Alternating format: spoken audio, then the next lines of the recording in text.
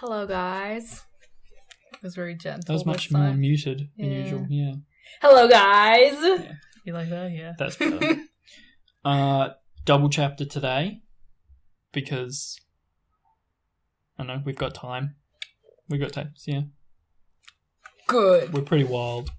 This is what we do with our spare time.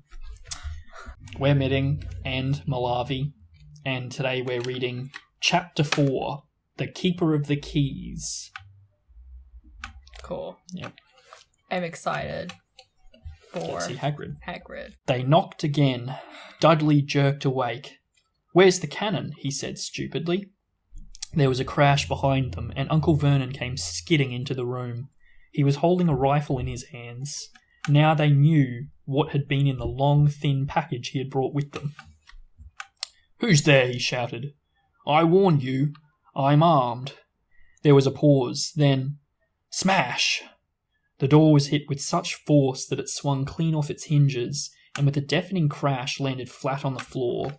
A giant of a man was standing in the doorway. His face was almost completely hidden by a long, shaggy mane of hair and a wild, tangled beard, but you could make out his eyes, glinting like black beetles under all the hair. The giant squeezed his way into the hut, stooping so that his head just brushed the ceiling. He bent down, picked up the door, and fitted it easily back into its frame. That's not how doors work. Yeah. You definitely can't just put it back in the frame. I wish we could, to be honest. Our jobs would be really easy. Yeah, it would make, doing door frames and door jams all that easier, wouldn't it? The noise of the storm outside dropped a little. He turned to look at them. "Couldn't make us a cup of tea, could ya? It's not been an easy journey." He strode over to the sofa where Dudley sat, frozen with fear. I did see that. "Budge up, you great lump," said the stranger. Dudley squeaked and ran to hide behind his mother, who was crouching, terrified, behind Uncle Vernon. "Ah, here's Harry," said the giant. Harry looked up into the fierce, wild, shadowy face and saw that the beetle eyes were crinkled in a smile. "Last time I saw you was only a baby." How's my voice? Is my voice? Good. Yeah? Yeah. I'll see it in the recording. I like the Dudley one the best. That's just my normal voice. No. No! "Last time I saw you was only a baby," said the giant. "You look a lot like your dad, but you've got your mum's eyes." Uncle Vernon made a funny rasping noise. "I demand that you leave at once, sir," he said. "You are breaking and entering." "Ah, shut up, Dursley, you great prune," said the giant. He reached over the back of the sofa, jerked the gun out of Uncle Vernon's hands, bent it into a knot as easily as if it had been made of rubber, and threw it into the corner of the room. Uncle Vernon made another funny noise, like a mouse being trod on. "Anyway, Harry," said the giant, turning his back on the Dursleys, "a very happy birthday to you. Got summer for you here. I might have sat on it at some point, but it'll taste all right." From an inside pocket of his back overcoat, he pulled a slightly squashed box. Harry opened it with trembling fingers. Inside was a large, sticky chocolate cake with "Happy Birthday, Harry" written on it in green icing. Harry looked up at this giant. He meant to say thank you, but the words got lost on the way to his mouth, and what he said instead was, "Who are you?" The giant chuckled. "True, I haven't introduced myself. Rubeus Hagrid, keeper of keys." Why Hagrid speaks like this? Hagrid's like... What's a nice way of saying it? That's okay, I got it. He's like an oaf in the books. Like, he's really dumb. But he's not like that in the movie. No, because it would have been real hard to... But yeah, like, he's pretty much...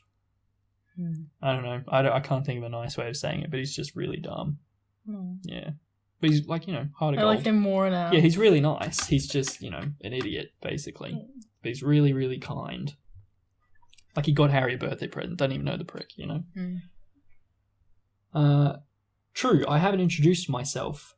Rubeus Hagrid, keeper of keys and grounds at Hogwarts." He held out an enormous hand and shook Harry's whole arm. "What about that tea, then, eh?" he said, rubbing his hands together. "I'd not say no to something stronger if you've got it, mind." His eyes fell on the empty grate with the shriveled crisp packets in it, and he snorted. He bent down over the fireplace. They couldn't see what he was doing, but when he drew back a second later, there was a roaring fire there.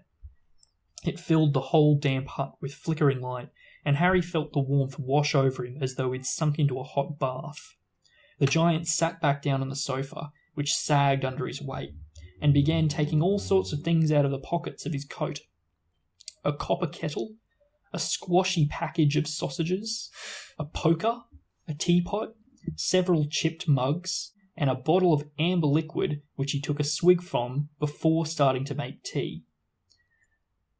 He's also an alcoholic. Book Hagrid. Soon the hut was full of the sound and smell of sizzling sausage. Nobody said a thing while the giant was working, but as he slid the first 6 fat, juicy, slightly burnt sausages from the poker... So he might not be dumb. Maybe he's just always drunk. Maybe, yeah. And speaks like this. That's a real fair point, actually. He could just be drunk, out of his mind all the time. Yeah. Yeah. No, and that's why, in the movies and the books, you know how you can, get hit by the killing curse and not, he just kind of shrugs it off? Mm-hmm. Probably just because he's drunk. Mm-hmm. It probably really hurts if he was sober. There you go. That's good insight. Well done. But as he slid the first 6 fat, juicy, slightly burnt sausages from the poker, Dudley fidgeted a little. Uncle Vernon said sharply, "Don't touch anything he gives you, Dudley." The giant chuckled darkly. "Your great puddin' of a son don't need fattening any more, Dursley. Don't worry." He passed the sausages to Harry, who was so hungry he had never tasted anything so wonderful, but he still couldn't take his eyes off the giant. Finally, as nobody seemed about to explain anything, he said, "I'm sorry, but I still don't really know who you are." The giant took a gulp of tea and wiped his mouth with the back of his hand. "Call me Hagrid," he said. "Everyone does. And like I told ye, I'm keeper of keys at Hogwarts. You'll know all about Hogwarts, of course." No," said Harry. Hagrid looked shocked. "Sorry?" said Harry quickly. "Sorry?" barked Hagrid, turning to stare at the Dursleys, who shrank back into the shadows. "It's them that should be sorry. I knew ye weren't getting your letters. But I never thought ye wouldn't be knowing about Hogwarts. For crying out..." This is so difficult to read. "For crying out loud, did ye never wonder where your parents learnt it all?" "All what?" asked Harry. "All what?" Hagrid thundered. "Now wait just 1 second." He had leapt to his feet. In his anger he seemed to fill the whole hut. The Dursleys were cowering against the wall. "Do ye mean to tell me," he growled at the Dursleys, "that this boy knows nothing about anything?" Harry thought this was going a bit far.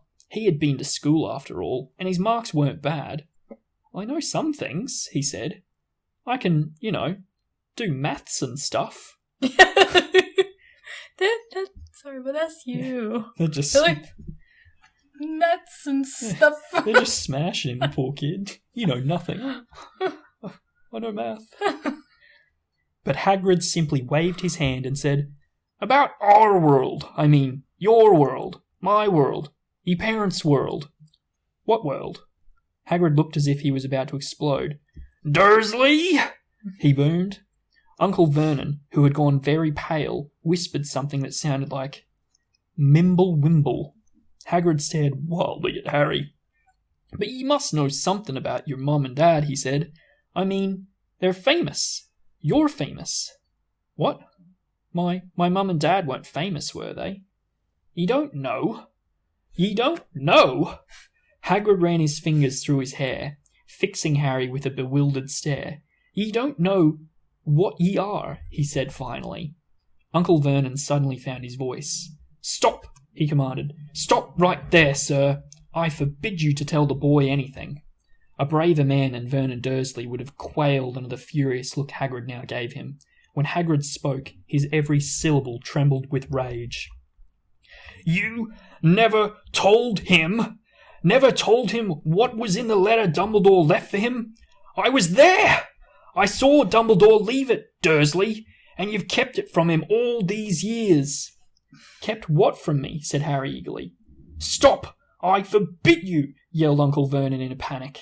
Aunt Petunia gave a gasp of horror. Ah, go boil your heads, both of you, said Hagrid. Harry, you're a wizard. There was a silence inside the hut.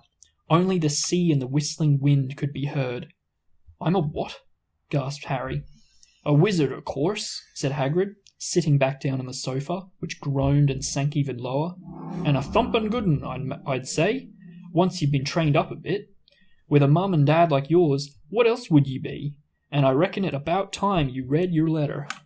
Harry stretched out his hand at last to take the yellowish envelope, addressed in emerald green to Mr. H. Potter, the floor on the hut of the rock, the sea. He pulled out the letter and read, Hogwarts School of Witchcraft and Wizardry.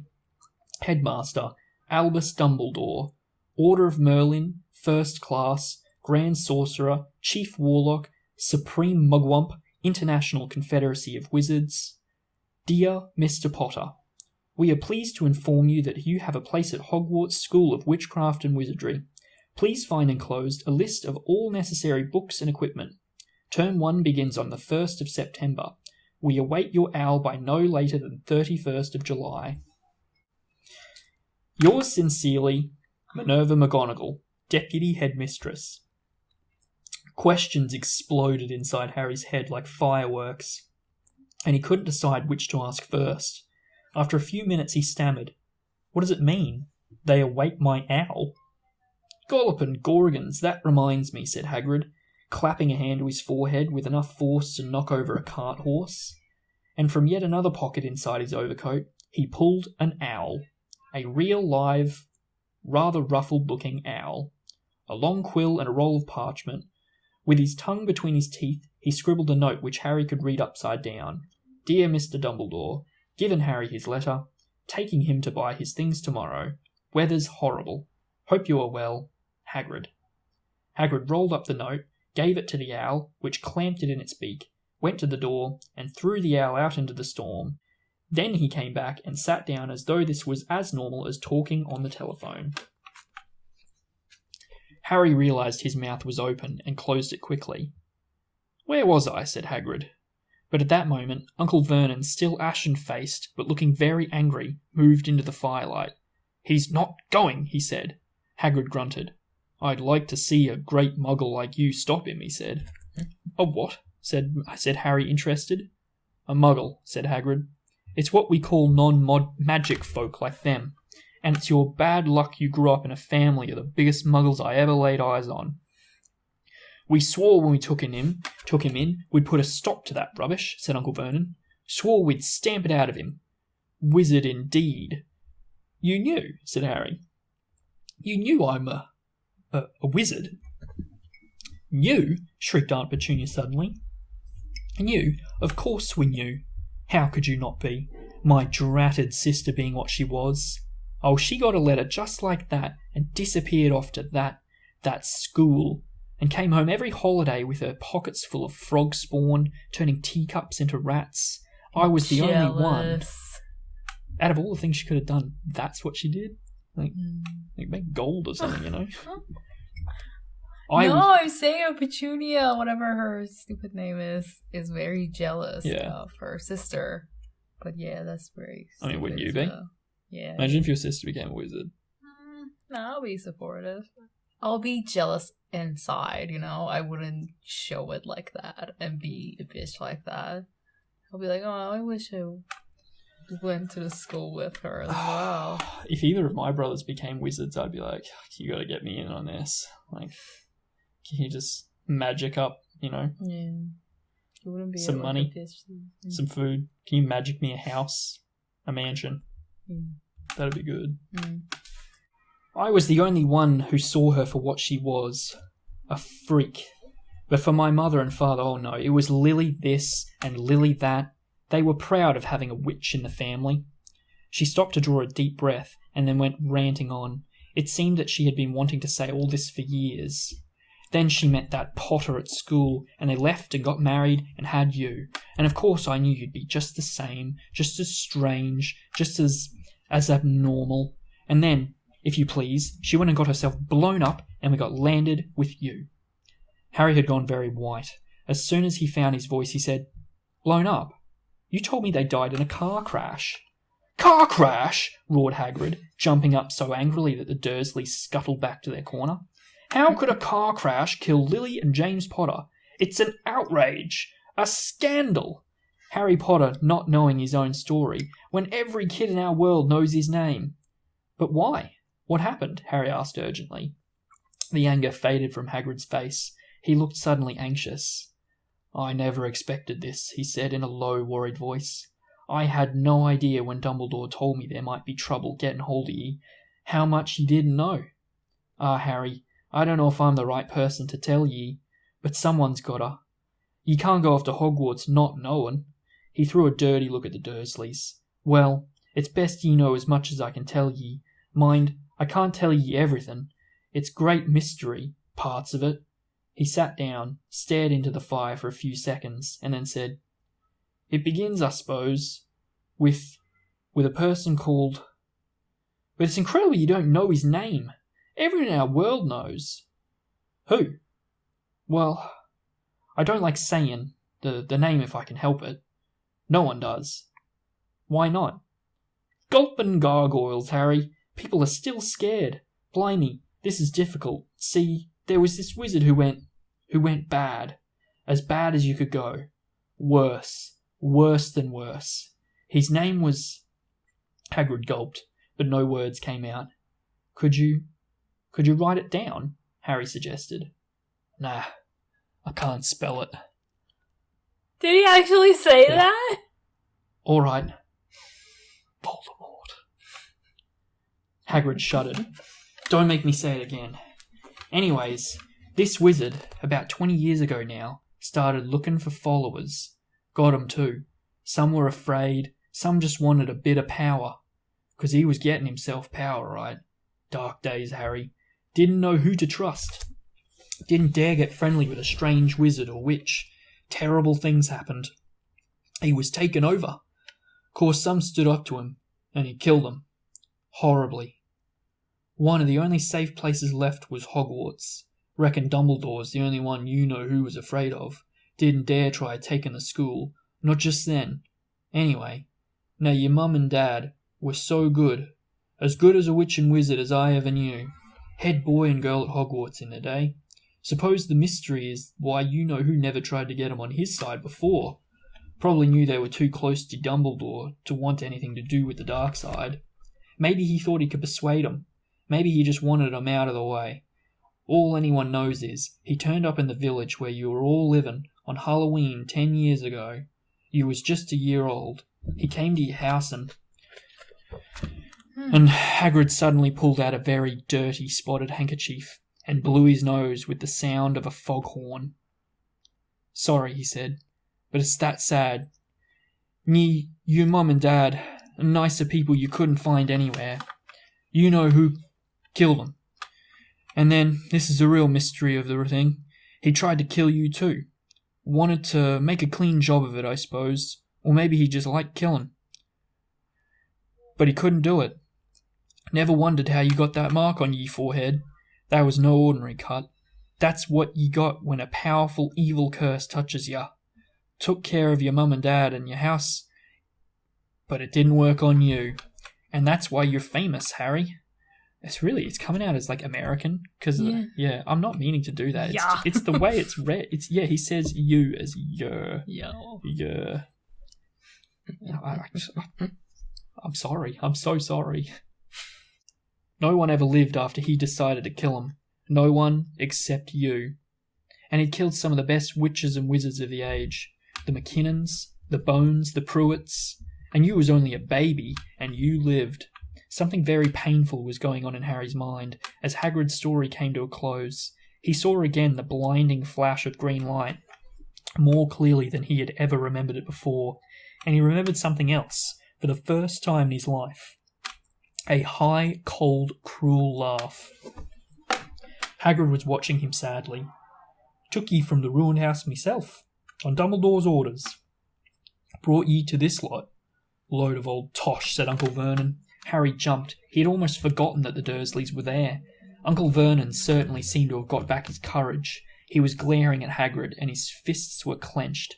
"Now you listen here, boy," he snarled. "I accept there's something strange about you, probably nothing a good beating wouldn't have cured. And as for all this about your parents, well, they were weirdos, no denying it, and the world's better off without them, in my opinion. Asked for all they got, getting mixed up with these wizarding types. Just what I expected. Always knew they'd come to a sticky end." But at that moment, Hagrid leapt from the sofa and drew a battered pink umbrella from inside his coat. Pointing this at Uncle Vernon like a sword, he said, "I'm warning you, Dursley. I'm warning you. One more word." In danger of being speared on the end of an umbrella by a bearded giant, Uncle Vernon's courage failed again. He flattened himself against the wall and fell silent. "That's better," said Hagrid, breathing heavily and sitting back down on the sofa, which this time sagged right down to the floor. Harry, meanwhile, still had questions to ask, hundreds of them. But what happened to you know who? Good question, Harry. Disappeared. Vanished. Same night he tried to kill you. Makes you even more famous. That's the biggest mystery, see? He was getting more and more powerful. Why'd he go? Some say he died. Codswallop, in my opinion. Don't know if he had enough human left in him to die. Some say he's still out there, biding his time. But I don't believe it. People who was on his side came back to ours. Some of them came out of some kind of trance. Don't reckon they could have done it if he was coming back. Most of us reckon he's still out there. Somewhere, but lost his powers. Too weak to carry on. 'Cause something about you finished him, Harry. There was something going on that night he hadn't counted on. I don't know what it was. No one does. But something about ye stumped him, all right. Hagrid looked at Harry with warmth and respect blazing in his eyes. But Harry, instead of feeling pleased and proud, felt quite sure there had been a horrible mistake. A wizard? Him? How could he possibly be? He'd spent his life being clouted by Dudley and bullied by Aunt Petunia and Uncle Vernon. If he was really a wizard, why hadn't they been turned into a warty toad every time they tried to lock him in his cupboard? If he'd once defeated the greatest sorcerer in the world, how come Dudley had always been able to kick him around like a football? "Hagrid," he said quietly, "I think you must have made a mistake. I don't think I can be a wizard." To his surprise, Hagrid chuckled. "Not a wizard, eh? Never made things happen when you were scared or angry?" Harry looked into the fire.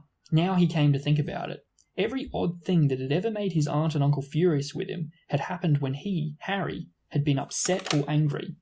Chased by Dudley's gang, he had somehow found himself out of their reach, dreading going to school with this ridiculous haircut. He'd managed to make it grow back. And the very last time Dudley had hit him, hadn't he got his revenge? Without even realizing what he was doing, hadn't he set a boa constrictor on him? Harry looked back at Hagrid, smiling, and saw that Hagrid was positively beaming at him. "See?" said Hagrid. "Harry Potter, not a wizard. You wait. You'll be right famous at Hogwarts." But Uncle Vernon wasn't going to give in without a fight. "Haven't I told you he's not going?" he hissed. "He's going to Stonewall High, and he'll be grateful for it. I've read those letters, and he needs all sorts of rubbish, spellbooks and wands, and if he goes to go, a great muggle like you won't stop him," growled Hagrid. "Stop Lily and James Potter's son going to Hogwarts? You mad. His name's been down ever since he was born. He's off to the finest school of witchcraft and wizardry in the world. 7 years there, and he won't know himself. He'll be with youngsters of his own sort for a change, and he'll be under the greatest headmaster Hogwarts has ever had. Albus Dumbledore." "I am not paying for some crackpot old fool to teach him magic tricks," yelled Uncle Vernon. But he had finally gone too far. Hagrid seized his umbrella and whirled it over his head. "Never!" he thundered. "Insult Albus Dumbledore in front of me."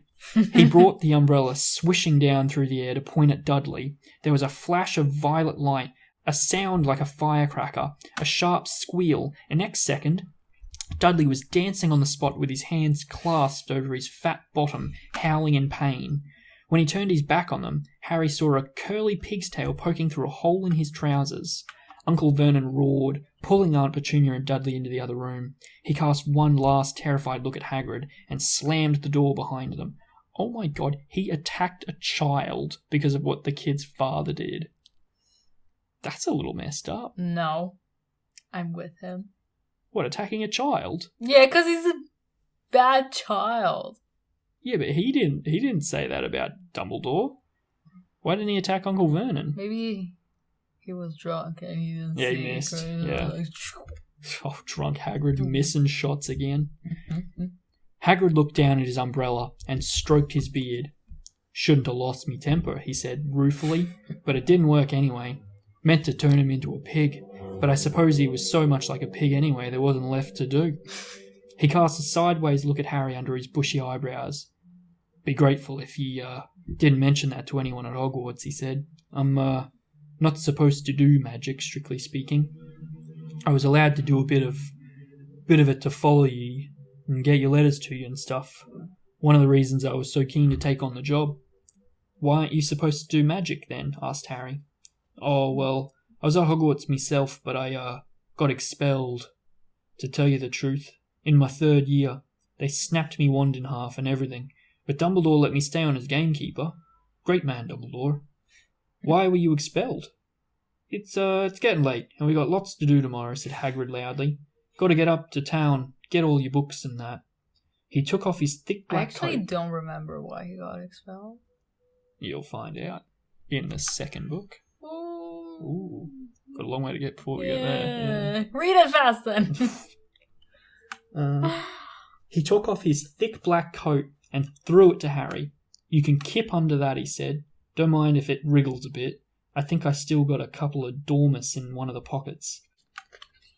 I'm assuming that's a chapter. Yeah, that's a chapter. Yeah. Double chapter, though. Okay. Chapter 5. Diagon Alley. Look at the picture. Every time I say look at the picture... No, I don't like that picture. I like the first picture. But he looks like a drunk. Look at him. Yeah. I think you're onto something there. I think headcanon that he's drunk. Like, I've never thought of that. That's good. That's good stuff. Plus, he's in Gryffindor, so, like, it checks for me. All Gryffindors are drunks. It's true. Harry woke early the next morning. Although he could tell it was daylight, he kept his eyes shut tight. It was a dream, he told himself firmly. I dreamed a giant called Hagrid came to tell me I was going to a school for wizards. When I opened my eyes, I'll be at home in my cupboard. There was suddenly a loud tapping noise. And there's Aunt Petunia knocking on the door, Harry thought, his heart sinking. But he still didn't open his eyes. It had been such a good dream. Tap, tap, tap. All right, Harry mumbled. I'm getting up. He sat up and Hagrid's heavy coat fell off of him. The hut was full of sunlight. The storm was over. Hagrid himself was asleep on the collapsed sofa, and there was an owl rapping its claw on the window, a newspaper held in its beak. Harry scrambled to his feet, so happy he felt as though a large balloon was swelling inside him. He went straight to the window and jerked it open. The owl swooped in and dropped the newspaper on top of Hagrid, who didn't wake up. The owl then fluttered onto the floor and began to attack Hagrid's coat. Don't do that! Harry tried to wave the owl out of the way, but it snapped its beak fiercely at him and carried on savaging the coat. Hagrid, said Harry loudly, there's an owl. Pay him, Hagrid grunted into the sofa. What? He wants payin' for delivering the paper. Look in the pockets. Hagrid's coat seemed to be made of nothing but pockets. Bunches of keys, slug pellets, balls of string, mint humbugs, tea bags. Finally, Harry pulled out a handful of strange-looking coins. Give him 5 nuts, said Hagrid sleepily. Nuts? The little bronze ones. Harry counted out 5 little bronze coins, and the owl held out its leg so it could put the money into a small leather pouch tied to it. Then it flew off through the open window. Hagrid yawned loudly, sat up, and stretched. Best be off, Harry. Like you! What? Like you. The first thing you do is you stretch. Yeah. Crack my knees. Yeah. Morning stretch. Best be off, Harry. Lots to do today. Got to get up to London and buy all ye stuff for your school. Harry was turning over the wizard coins and looking at them. He had just thought of something which made him feel as though the happy balloon inside him had got punctured. Hagrid. Said Hagrid, who was pulling on his huge boots. I haven't got any money. And you heard Uncle Vernon last night. He won't pay for me to go and learn magic. Don't worry about that, said Hagrid, standing up and scratching his head. Do you think your parents didn't leave you nothing? But if their house was destroyed, they didn't keep their gold in the house, boy. Nah, first stop for us is Gringotts, Wizard's Bank. Have a sausage. They're not bad cold, and I wouldn't say no to a bit of your birthday cake either. Wizards have banks. Just the one, Gringotts, run by goblins. That's a monopoly. I reckon capitalism is just running rampant in the wizarding world. Harry dropped the bit of sausage he was holding. Goblins? Yeah, so you'd be mad to try and rob it, I'll tell you that. Never mess with goblins, Harry. Gringotts is the safest place in the world for anything you want to keep safe. Except maybe Hogwarts. As a matter of fact, I got to visit Gringotts anyway, for Dumbledore. Hogwarts business. Hagrid drew himself up proudly. He usually gets me to do the important stuff for him. Fetching you, getting things from Gringotts. Knows he can trust me, see? Got everything? Come on, but he man. got sacked from Hogwarts. Yeah, he got expelled, but like I said, it's very evident that he's just a moron. But kind. Okay. I keep saying he's kind. He's a moron, but he's really nice, Harry followed Hagrid out onto the rock. The sky was quite clear now, and the sea gleamed in the sunlight. The boat Uncle Vernon had hired was still there, with a lot of water in the bottom after the storm. How did you get here? Harry asked, looking around for another boat. Flew, said Hagrid. Flew? Yeah, but we'll get back in this. Not supposed to use magic now I've got ye. They settled down in the boat, Harry still staring at Hagrid, trying to imagine him flying. Seems a shame to, row, though, said Hagrid, giving Harry another of his sideways looks. If I was to, speed things up a bit, would you mind? Not mention it at Hogwarts? Are they just going to take the boat and leave the Dursleys stranded? Yeah! Of course not, said Harry, eager to see more magic. Hagrid pulled out the pink umbrella again, tapped it twice on the side of the boat, and they sped off towards land. Why would you be mad to try and rob Gringotts? Harry asked. Spells, enchantments, said Hagrid, unfolding his newspaper as he spoke. They say there's a dragon guard in the high security vaults. And then you got to find your way. Gringotts is hundreds of miles under London, see? Deep under the ground. You'd die of hunger trying to get out, even if you did manage to get your hands on something. Harry sat and thought about this while Hagrid read his newspaper, The Daily Prophet. Harry had learnt from Uncle Vernon that people liked to be left alone while they did this. But it was very difficult. He'd never had so many questions in his life. Ministry of Magic messing things up as usual, Hagrid muttered, turning the page. There's a Ministry of Magic? Asked Harry, before he could stop himself. Of course, said Hagrid. They wanted Dumbledore for minister, of course, but he'd never leave Hogwarts. So old Cornelius Fudge got the job. Bungler, if there ever was one. So he pelts Dumbledore with owls every morning asking for advice. But what does a Ministry of Magic do? But their main job is to keep it from the Muggles, that there's still witches and wizards up and down the country. Why? Why? Blimey, Harry, everyone would be wanted magic solutions to their problems. Nah, we're best left alone. At this moment, the boat bumped gently into the harbour wall. Hagrid folded up his newspaper, and they clambered up the stone steps onto the street. Passers-by stared a lot at Hagrid as they walked through the little town and the station. Harry couldn't blame them. Not only was Hagrid twice as tall as anyone else, he kept pointing at perfectly ordinary things like parking meters and saying loudly, "See that, Harry? Things these muggles dream up, eh?" Hagrid, said Harry, panting a bit as he ran to keep up. Did you say there were dragons at Gringotts? Well, so they say, said Hagrid. Crikey, I'd like a dragon. You'd like one? Wanted one ever since I was a kid. Here we go. They had reached the station. There was a train to London in 5 minutes' time. Hagrid, who didn't understand muggle money, as he called it, gave the notes to Harry so he could buy their tickets. People stared more than ever on the train. Hagrid took up 2 seats and sat knitting what looked like a canary yellow circus tent. Still got ye letter, Harry? He asked as he counted stitches. Harry took the parchment envelope out of his pocket. "Good," said Hagrid. "There's a list there of everything you need." Harry unfolded a second piece of paper he hadn't noticed the night before and read, "Hogwarts School of Witchcraft and Wizardry. Uniform. First-year students will require 3 sets of plain work robes, black, 1 plain pointed hat, black, for day wear, 1 pair of protective gloves, dragon hide or similar, 1 winter cloak, black, silver fastenings. Please note that all pupils' clothes should carry name tags. Set books. All students should have a copy of each of the following: The Standard Book of Spells, Grade 1 by Miranda Goshawk, A History of Magic by Bathilda Bagshot, Magical Theory by Adelbert Waffling, A Beginner's Guide to Transfiguration by Emmerich Switch. Oh my god, I want to go to Hogwarts! You want these books? Yeah. They're probably like really nice, like architecture books. 1,000 Magical Herbs and Fungi by Phillida Spore, Magical Drafts and Potions by Arsenius Jigger, Fantastic Beasts and Where to Find Them by Newt Scamander. Oh, this Fantastic Beasts come out of this? Yeah. Did you recognise another name there, by the way? Bathilda Bagshot? No? Okay, we'll come back to it. Okay. And The Dark Forces, A Guide to Self-Protection by Quinton Trimble. Other equipment: 1 wand, 1 cauldron, pewter, standard size 2, 1 set glass or crystal phials, 1 telescope, and 1 set of brass scales. Students may also bring an owl or a cat or a toad. What would you bring? Definitely an owl. Yeah, me too. Practical. Yeah. Like, cats are cool. Like, yeah, nah.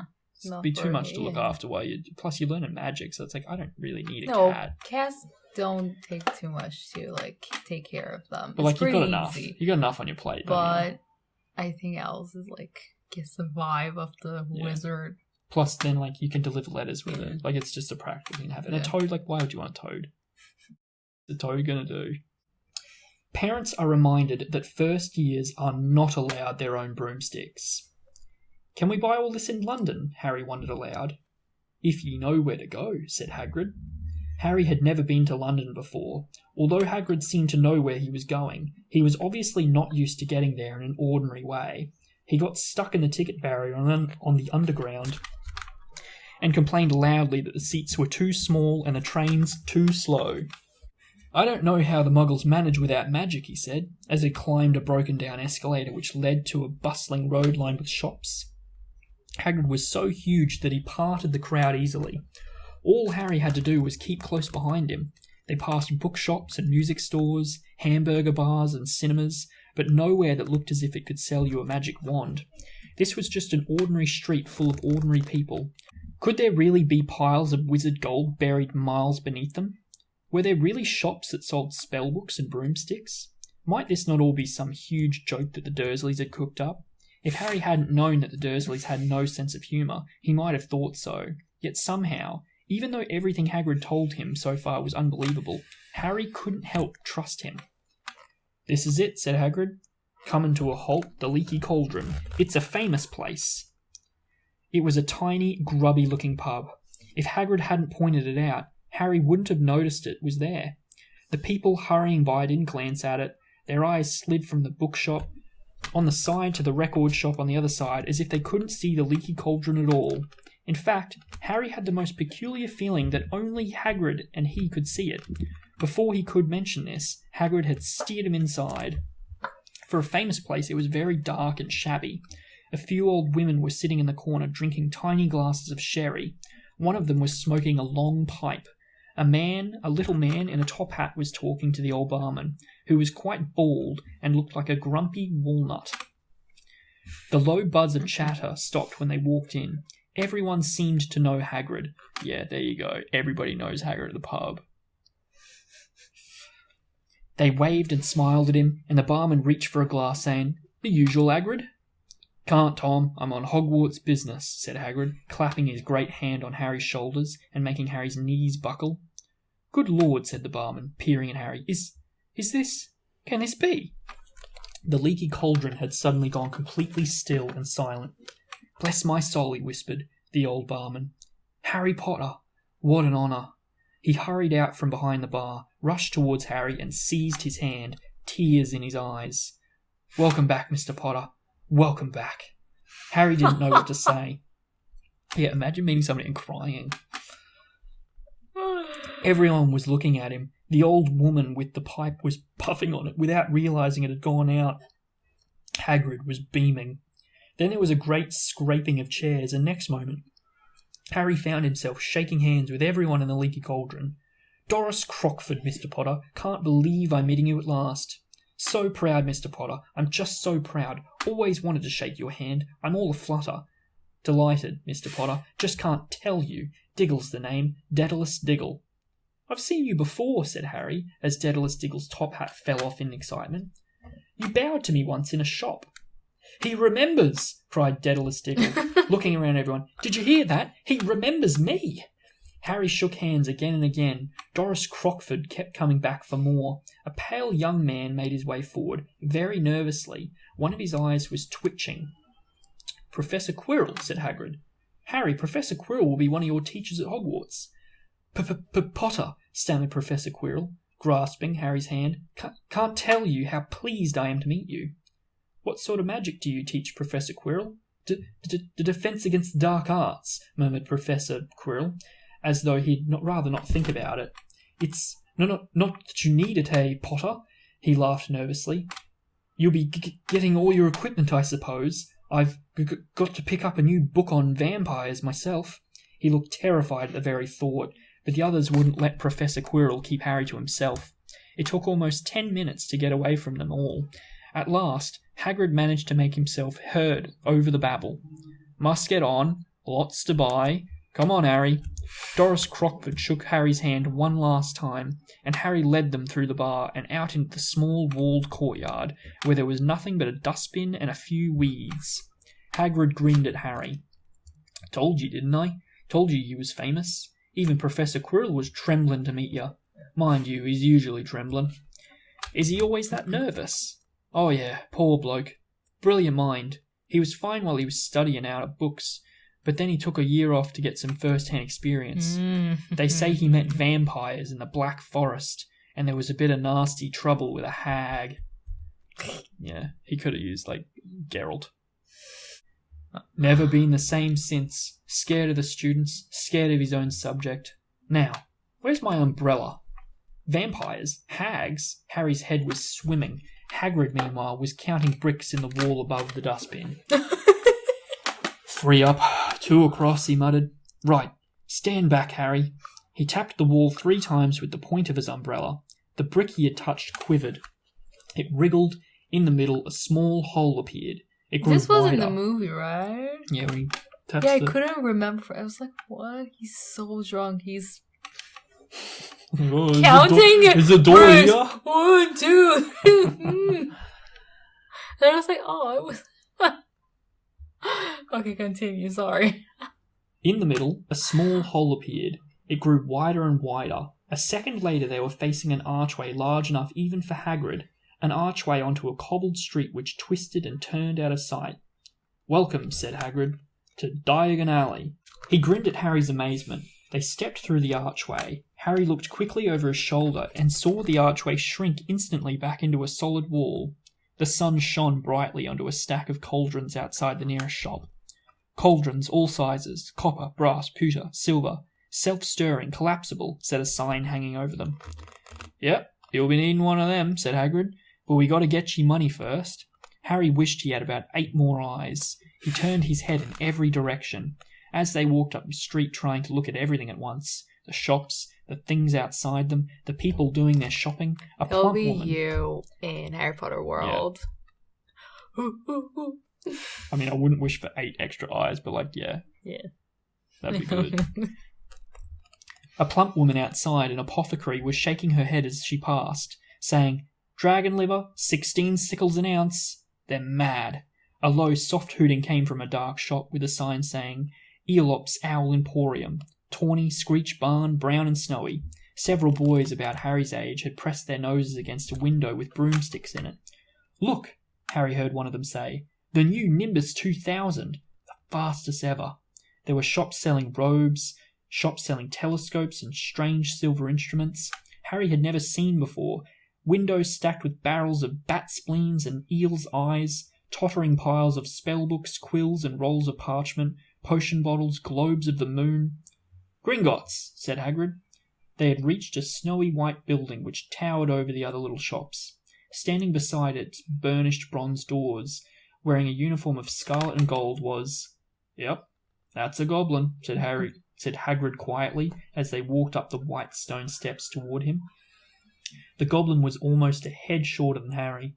He had a swarthy, clever face, a pointed beard, and, Harry noticed, very long fingers and feet. He bowed as they walked inside. Now they were facing a second pair of doors, silver this time, with words engraved upon them.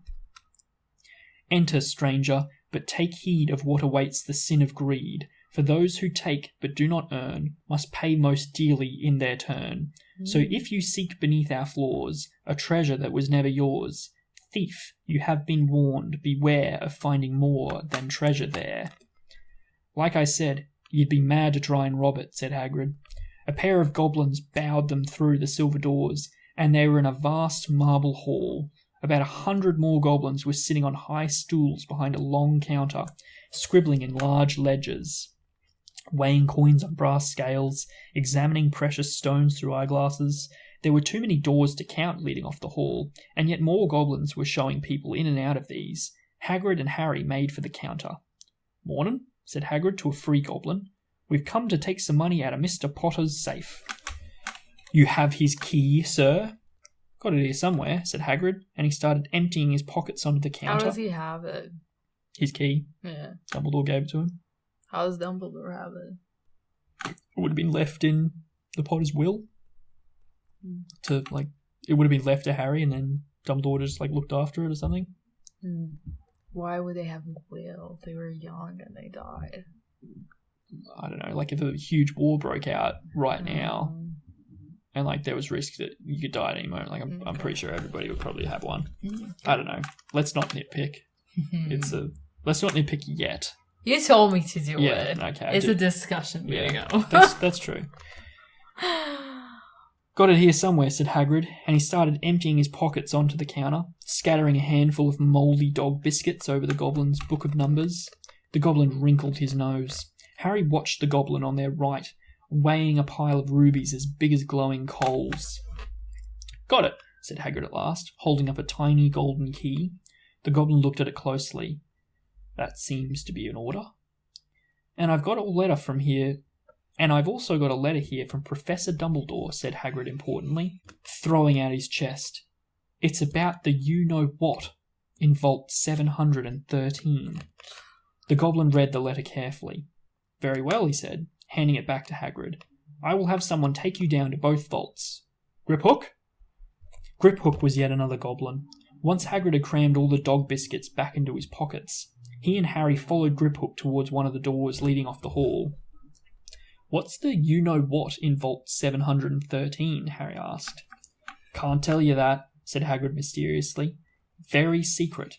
Hogwarts business. Dumbledore's trusted me. More'n my job's worth to tell you that." Griphook held the door open for them. Harry, who had expected more marble, was surprised. They were in a narrow stone passageway lit with flaming torches. It sloped steeply downward, and there were little railway tracks on the floor. Griphook whistled, and a small cart came hurtling up the tracks towards them. They climbed in, Hagrid with some difficulty, and were off. At first they had just hurtled through a maze of twisting passages. Harry tried to remember. Left, right, left, middle, fork, right, left, but it was impossible. The rattling cart seemed to know its own way, because Griphook wasn't steering. Harry's eyes stung as the cold air rushed past them, but he kept them wide open. Once he thought he saw a burst of fire at the end of the passage, and twisted round to see if it was a dragon, but too late. They plunged even deeper, passing an underground lake where huge stalactites and stalagmites grew from the ceiling and floor. "I never know," Harry called to Hagrid over the noise of the cart. "What's the difference between a stalagmite and a stalactite?" "Stalagmite's got an M in it," said Hagrid. "And don't ask me questions just now. I think I'm going to be sick. He did look very green, and when the cart stopped at last beside a small door in the passage wall, Hagrid got out and had to lean against the wall to stop his knees trembling. He's hungover. He's just a mess. Griphook unlocked the door. A lot of green smoke came billowing out, and as it was cleared, Harry gasped. Inside were mounds of gold coins, columns of silver, heaps of little bronze nuts. All yours, smiled Hagrid. All Harry's. It was incredible. The Dursleys couldn't have known about this, or they'd have had it from him faster than blinking. How often had they complained how much Harry cost them to keep? All the time there had been a small fortune belonging to him, buried deep under London. Hagrid helped Harry pile some into a bag. Good that they didn't use that money for... Yeah, it's apparently like a lot too. Yeah, like they didn't pay for ordinary schools. I mean, to be fair, like you saw what they did with his uniform. Like, yeah. I wonder what they would have done with the money. The gold ones are galleons, he explained. 17 silver sickles to a galleon, and 29 nuts to a sickle. It's easy enough. No, it's not. What? Oh, that's worse than the imperial system. Right, that should be enough for a couple of terms. We'll keep the rest safe for you. He turned to Griphook. Vault 713 now, please. And can we go a bit more slowly? One speed only, said Griphook. They were going even deeper now, and gathering speed. Is that rain? Yes! Oh man, now would be a good time to water the plants, eh? They were going even deeper now, and gathering speed. The air became colder and colder as they hurtled round tight corners. They went rattling over an underground ravine, and Harry leant over the side to try and see what was down at the dark bottom, but Hagrid groaned and pulled him back by the scruff of his neck. Vault 713 had no keyhole. Stand back, said Griphook importantly. He stroked the door gently with one of his long fingers, and it simply melted away. If anyone but a Gringotts goblin tried that, they'd be sucked through the door and trapped in there, said Griphook. How often do you check to see if anyone's inside? Harry asked. About once every 10 years, said Griphook, with a rather nasty grin. Something really extraordinary had to be inside this top security vault. Harry was sure, and he leant forward eagerly, expecting to see fabulous jewels at the very least. But at first he thought it was empty. Then he noticed a grubby little package wrapped up in brown paper lying on the floor. Hagrid picked it up and tucked it deep inside his pocket. Harry longed to know what it was, but knew better than to ask. Come on, back into this infernal cart, and don't talk to me on the way back. It's best if I keep me mouth shut, said Hagrid. One wild cart ride later, they stood blinking in the sunlight outside Gringotts. Harry didn't know where to run first now that he had a bag full of money. He didn't have to know how many galleons there were to a pound to know that he was holding more money than he'd ever had in his whole life. More money than even Dudley had ever had. Might as well get your uniform, said Hagrid, nodding towards Madame Malkin's robes for all occasions. Listen, Harry, would you mind if I slipped off for a pick-me-up in the leaky cauldron? I hate them Gringotts carts. He did still look a bit sick, so Harry entered Madame Malkin's shop alone, feeling nervous. Madame Malkin was a squat, smiling witch dressed all in mauve. Hogwarts, dear, she said when Harry started to speak. Got the lot here, another young man being fitted up just now, in fact. In the back of the shop, a boy with a pale, pointed face was standing on a footstool, while a second witch... Yeah, picture. This wasn't in the movie. No. Yeah. In the back of the shop, a boy with a pale, pointed face was standing on a footstool, while a second witch pinned up his long black robes. Madame Malkin stood Harry on the stool next to him, slipped a long robe over his head, and began to pin it to the right length. Hello, said the boy. Hogwarts too? Yes, said Harry. My father's next door buying my books, and mother's up the street looking at wands. He had a bored, drawling voice. Then I'm going to drag them off to look at racing brooms. I don't see why first years can't have their own. I think I'll bully father into getting me one. I'll smuggle it in somehow. Harry was strongly reminded of Dudley. Have you got your own broom? The boy went on. No, said Harry. Play Quidditch at all? No, said Harry again, wondering what on earth Quidditch could be. I do. Father says it's a crime I'm not picked to play for my house, and I must say, I agree. Know what house you'll be in yet? No, said Harry, feeling more stupid by the minute. Well, no one really knows until they get there, do they? But I know I'll be in Slytherin. All our family have been. Imagine being in Hufflepuff. I think I'd leave, wouldn't you? Said Harry, wishing That's he your could say... favorite. Yeah, it's the best one. I'll see why. Said Harry. I don't know why now. I'll explain. It's the best of all the attributes of every house. Said Harry, wishing he could say something a bit more interesting.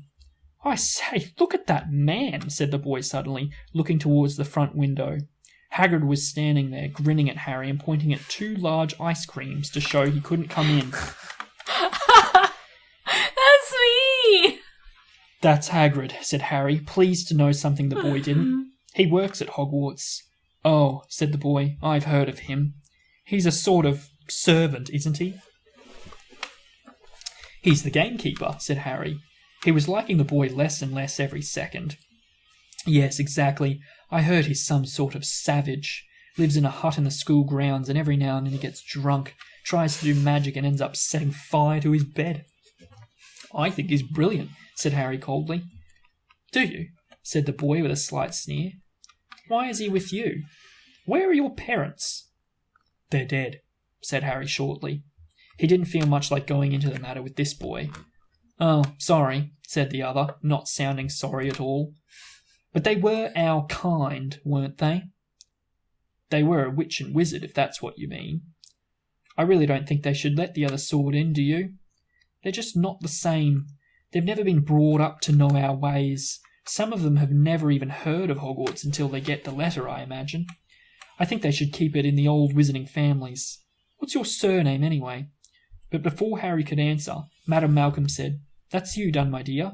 And Harry, not sorry for an excuse to stop talking to the boy, hopped down from the footstool. Well, I'll see you at Hogwarts, I suppose, said the drawling boy. Harry was rather quiet as he ate the ice cream Hagrid had brought him, chocolate and raspberry with chopped nuts. What's up? Said Hagrid. Nothing, Harry lied. They stopped to buy parchment and quills. Harry cheered up a bit when he found a bottle of ink that changed colour as you wrote. When they had left the shop, he said, Hagrid, what's Quidditch? Blimey, Harry, I keep forgetting how little you know. Not knowing about Quidditch? Don't make me feel worse, said Harry.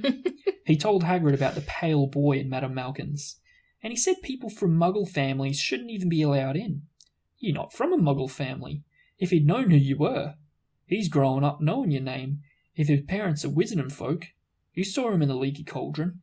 Anyway, what does he know about it? Some of the best I ever saw were the only ones with magic in 'em, in a long line of Muggles. Look at your mum. Look at what she had for a sister. So what is Quidditch? It's our sport, a wizard sport. It's like football in the Muggle world. Everyone follows Quidditch, played up in the air on broomsticks, and there's 4 balls. Sort of hard to explain the rules. And what are Slytherin and Hufflepuff? School houses. There's 4. Everyone says Hufflepuff. I'm gonna stop you there. Hagrid is always, answering really bad to everything. Not completely. It's like he doesn't know what's going on. He's like... He's telling him, oh, you should know. Yeah. What house do you think Hagrid's in? What house do you think Hagrid's in? Gryffindor? Gryffindor? No. It's a good guess. Is it correct? Yeah, he is in Gryffindor. Yeah. He probably should have been in Hufflepuff, though, to be fair. I don't know. Anyway, No, Ravenclaw. Ravenclaw? Yeah, he's pretty smart. And what are Slytherin and Hufflepuff? School houses. There's 4. Everyone says Hufflepuff are a load of duffers, but I bet I'm in Hufflepuff, said Harry gloomily. Better Hufflepuff than Slytherin, said Hagrid darkly. Not a single witch or wizard who went bad who wasn't in Slytherin. You know who was one. You know who was at Hogwarts? Years and years ago, said Hagrid. They bought Harry's school books in a shop called Flourish and Blots, where the shelves were stacked to the ceiling with books as large as paving stones bound in leather. Books the size of postage stamps and covers of silk.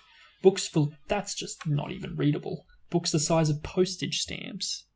How are you supposed to read that? Ridiculous. books full of peculiar symbols, and a few books with nothing in them at all. Just books with nothing. You gonna buy that? That'll be Notebook. Oh, yeah, true. Yeah. Sure you're not in Ravenclaw, and I'm not in Hufflepuff? Oof.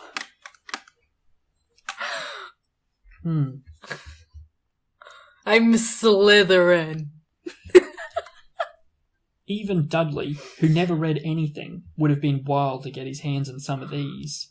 Hagrid almost had to drag Harry away from curses and counter-curses, bewitch your friends and befuddle your enemies with the latest revenges, hair loss, jelly legs, tongue-tying, and much, much more, by Professor Vindictus Viridian. I was trying to find out how to curse Dudley. I'm not saying that's not a good idea, but you're not to use magic in the Muggle world, except in very special circumstances, said Hagrid. And anyway, you couldn't work any of them curses yet. You'll need a lot more study before you get to that level. Hagrid wouldn't let Harry buy a solid gold cauldron either. It says pewter on your list. But they got a nice set of scales for weighing potion ingredients, and a collapsible brass telescope. Then they visited the apothecary, which was fascinating enough to make up for its horrible smell. A mixture of bad eggs and rotted cabbages. Barrels of slimy stuff stood on the floor. Jars of herbs, dried roots, and bright powders lined the walls.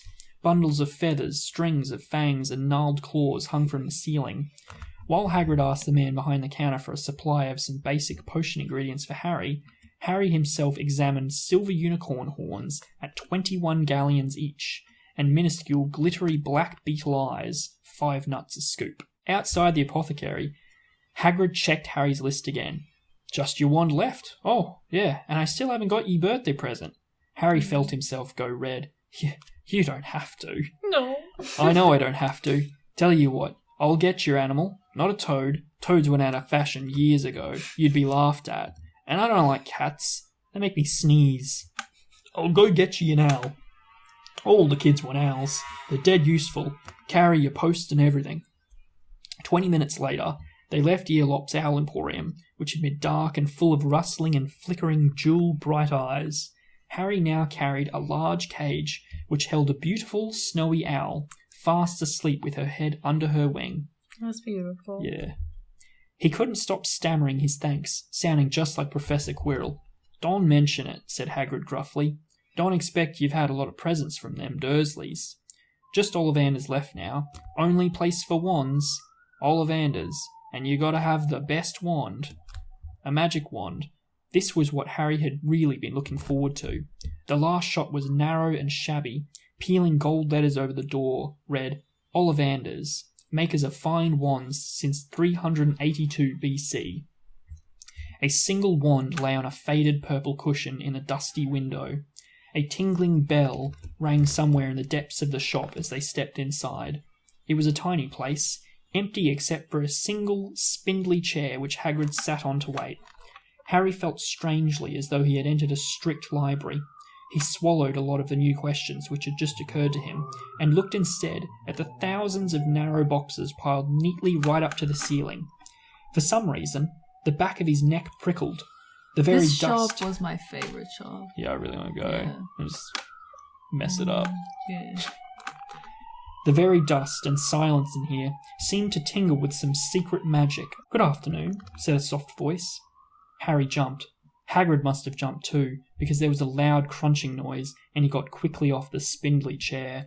An old man was standing before them, his wide, pale eyes shining like moons through the gloom of the shop. Hello, said Harry awkwardly. Ah, yes, said the man. Yes. I thought I'd be seeing you soon. Harry Potter. It wasn't a question. You have your mother's eyes. It seemed only yesterday she was in here herself, buying her very first wand. 10 1/4 inches long, swishy, made of willow. Nice wand for charm work. Mr. Ollivander moved closer to Harry. Harry wished he would blink. Those silvery eyes were a bit creepy. Your father, on the other hand, favoured a mahogany wand, 11 inches, pliable, a little more power, and excellent for transfiguration. Well, I say your father favoured it. It's really the wand that chooses the wizard, of course. Mr. Ollivander had come so close that he and Harry were almost nose to nose. Harry could see himself reflected in those misty eyes. And that's where Mr. Ollivander touched the lightning scar on Harry's forehead. Oh my god, personal space, eh? Mr. Ollivander touched the lightning scar on Harry's forehead with a long white finger. I'm sorry to say I sold the wand that did it, he said softly. 13.5 inches. You. Powerful wand, very powerful, and in the wrong hands. Well, if I'd have known what the wand was going to do out in the world. He shook his head, and then, to Harry's relief, spotted Hagrid. Rubeus Hagrid, how nice to see you again. Oak, 16 inches, rather bendy, wasn't it? It was, sir, yes, said Hagrid. Good wand, that one. But I suppose they snapped it in half when you got expelled, said Mr. Ollivander, suddenly stern. Yes, they did, said Hagrid, shuffling his feet. I've still got the pieces, though, he added brightly. No. But you don't use them, said Mr. Ollivander sharply. Oh, no, sir, said Hagrid quickly. Just stick it together. Harry noticed he gripped his pink umbrella very tightly as he spoke. Said Mr. Ollivander, giving Hagrid a piercing look. Well now, Mr. Potter, let me see. He pulled a long tape measure with silver markings out of his pocket. Which is your wand arm? Well, I'm right-handed, said Harry. Hold out your arm, that's it. He measured Harry from shoulder to finger, then wrist to elbow, shoulder to floor, knee to armpit, and round his head. As he measured, he said, Every Ollivander wand has a core of a powerful magical substance. We use unicorn hairs, phoenix tail feathers, and the heartstrings of dragons. No two Ollivander wands are the same, just as no two unicorns, dragons, or phoenixes are quite the same. And of course you will never get such good results with another wizard's wand. Harry suddenly realised that the tape measure which was measuring between his nostrils was doing this on its own. Mr. Ollivander was flitting around the shelves, taking down boxes. That will do, he said. And the tape measure crumpled into a heap on the floor. Right then, Mr. Potter. I want that tape measure. To measure stuff itself. Yeah, it makes site visits pretty easy. Yeah. Right then, Mr. Potter. Try this one. Beechwood and dragon heartstring. 9 inches. Nice and flexible. Just take it and give it a wave. Harry took the wand and, feeling foolish, waved it around a bit. Mr. Ollivander snatched it out of his hand almost at once. Maple and phoenix feather, 7 inches. Quite whippy. Try it. Harry tried, but he had hardly raised the wand when it, too, was snatched back by Mr. Ollivander. No, here. Ebony and unicorn hair, 8.5 inches. Springy. Go on, try it out. Harry tried and tried. He had no idea what Mr. Ollivander was waiting for. The pile of tried wands was mounting higher and higher on the spindly chair. But the more wands Mr. Ollivander pulled from the shelves, the happier he seemed to become. Tricky customer, eh? Not to worry. We'll find the perfect match here somewhere. I wonder, now, yes. Why not? Unusual combination. Holly and phoenix feather, 11 inches. Nice and supple. Harry took the wand. He felt a sudden warmth in his fingers. He raised the wand above his head, brought it swishing down through the dusty air, and a stream of red and gold sparks shot from the end like a firework, throwing dancing spots of light onto the wall. Hagrid whooped and clapped, and Mr. Ollivander cried, Oh, bravo! Yes, indeed. Oh, very good. Well. How curious. How very curious. He put Harry's wand back into its box and wrapped it in brown paper, still muttering, Curious. Sorry, said Harry, but what's curious? Mr. Ollivander fixed Harry with his pale stare. I remember every wand I've ever sold, Mr. Potter. Every single wand. It so happens that the phoenix, whose tail feather is in your wand, gave another feather. Just one feather. It is very curious indeed that you should be destined for this wand, when its brother gave you that scar. Oh. Harry swallowed. Yes, 13.5 inches. You. Curious. Indeed how these things happen. The wand chooses the wizard, remember? I think we must expect great things from you, Mr. Potter. After all, he who must not be named did great things. Terrible, yes, but great. Harry shivered. He wasn't sure he liked Mr. Ollivander too much. He paid 7 gold galleons for his wand, and Mr. Ollivander bowed them from his shop. The late afternoon sun hung low in the sky as Harry and Hagrid made their way back down Diagon Alley. Back through the wall, back through the leaky cauldron, now empty. Harry didn't speak at all as they walked down the road. He didn't even notice how much people were gawping at them on the underground, laden as they were with all their funny-shaped packages. With the sleeping Snowy Owl on Harry's lap, up another escalator, out into Paddington Station. Harry only realised they were there when Hagrid tapped him on the shoulder. "Got time for a bite to eat before your train leaves," he said. He bought Harry a hamburger and they sat down on plastic seats to eat them. Harry kept looking around. Everyone looked so strange somehow. "You all right, Harry?" "You're very quiet," said Hagrid. Harry wasn't sure he could explain. He'd just had the best birthday of his life, and yet he chewed his hamburger trying to find the words. "Everyone thinks I'm so special," he said at last. "All those people in the leaky cauldron, Professor Quirrell, Mr. Ollivander. But I don't know anything about magic at all.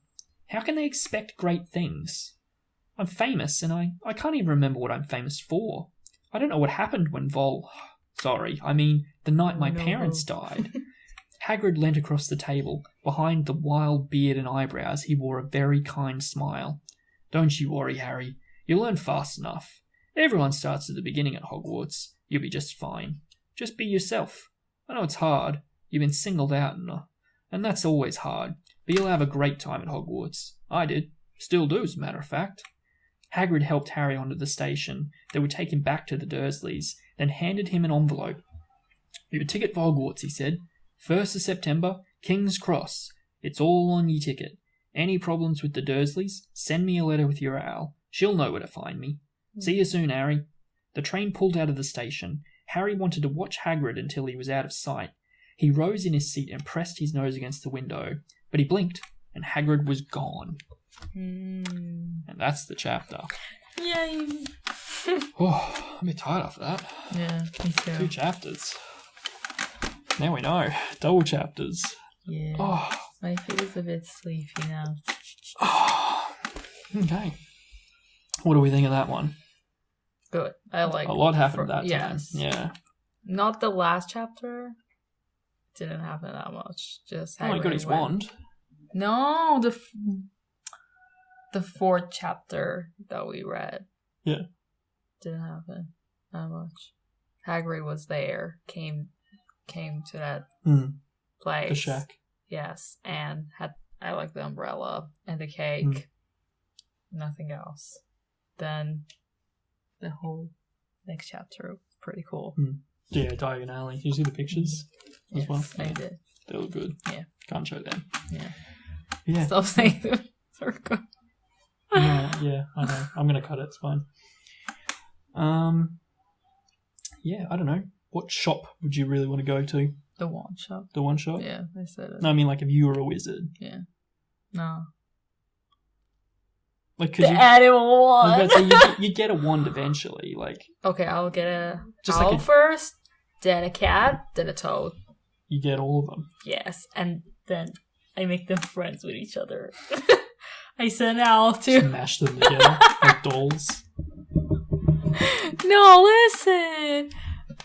Ew. That's what you do. No. I send out to do my stuff and the letters. Play with the cat. I don't know what I'll do with a toad. Maybe I won't get a toad. Just like put it down in the corner and just go. Good job. It They just can bought sing. you because. I know toads can sing in Harry Potter. Okay, good. Yeah. So I'll get it, and it'll be like shuffle my playlist. I was about to say open its mouth like one of those speakers. Plug in your iPod. Yeah. I suppose you didn't have iPods. No. Yeah. Well. Actually, that wouldn't be too bad. If a toad is like an iPod, like sit on your shoulder and it just like sings music to you. That wouldn't be too bad, actually. Yeah. Maybe I would get a toad. Like, owls are pretty cool, but... No, if I get a toad, I'll get all of them. Toad is the last one that I'll get. You can get other animals. I know, there's somebody at Hogwarts that has, like, a ferret. And then, obviously, Ron's got Scabbers, the rat. Like, you can have other animals, but, I think first years are only allowed. To get Like History. the really simple stuff. Oh, yeah, okay. I don't know. Oh, and the wand. Do. Oh, what type of wood would your wand be made out of? It's off the top of your head. I don't know. I screamed into the microphone. Yeah. I don't know. Yeah, I don't know either. Come on. I took a wand quiz. Yeah. And it's always different. It's like, man, I don't even know what any of this means. But you knew it was like, you know whose wand? Type Yeah. of wand? No, I know Voldemort's is yew, like the type of wood. Oh, I got that. And he's got a phoenix feather. Yeah. And it's 13 inches, which, like, in Harry Potter, like, the longer your wand, like, Hagrid's got, like, a 16-inch wand because he's a giant, but, like, generally, like, the longer your wand, the more you're, like, overcompensating. It's like having a Ferrari if you got a 13-inch 13-inch wand. Like, Hermione's got, like, a 9-inch wand. Oh. Actually, she might even have a 7-inch one. I remember it's an odd number and it's really short because she's just, she's like, yeah, I'm just doing the thing. Whereas Voldemort's like, I'm the best, 13-inch. Okay. Yeah. But anyway, what else? Okay. What else was in that chapter? Ice cream? Yeah. Roasted nuts on ice cream. And That's a mixing of the food groups. Like, I would have rather just like plain old vanilla. And we got to know Draco Malfoy. Yes, we meet him in Madame Malkin's, Yes. the dress shop. Oh, it's so uncomfortable. You know what I was thinking? How Malfoy was like really bitchy. It was like, ooh. Little privileged white boy. Yeah. Yeah. No, and he's like, my daddy's going and getting books next door. I'm like, dude, you're such a little My mom puss. is getting a wand. Yeah. And actually, his mum... Was his mum getting the wand? Yeah. His dad? Somebody was getting the wand. So his parents were getting his wand. So, like, did they pick the wand for him? Yeah. Like, the wizard's supposed to choose... No, the wand's supposed to choose the wizard. Wizards, yeah. So do they just, like, lucky get, like, oh, this one's pretty. Here Maybe you go. why he gets it, because his wand doesn't suit him. Yeah, actually, it might have never chosen him, like, fully. And that's maybe why Harry could use it, like, later on. Maybe. That's a couple of, like, good revelations. Draco's wand, Hagrid's an alcoholic. I mean, everybody kind of knew that already, but, like, I never thought about it. Yeah, that's why he's such an oaf, yeah. No, okay, that's good. I'm happy with that. Yeah, me too. All right. Let's leave it there. Double chapter. Thanks, guys. Hi, please like and subscribe if you like our videos. Oh my god. It's